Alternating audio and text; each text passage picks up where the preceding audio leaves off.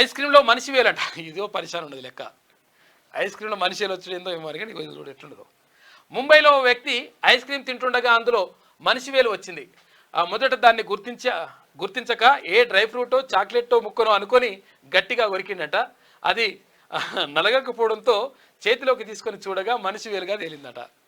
మరి సంపేషన్లు వేసిరా లేకపోతే వారి ముక్క కట్ అయిందా, కేకు తయారు చేస్తున్నవి మరి వేలుగా అంటే దిగిపడ్డదా, ఇది ఏందో కానీ మొత్తం ఆగమాగా ఉన్నది కథ. ఏదైనా తినాలంటే కూడా భయం అవుతుంది.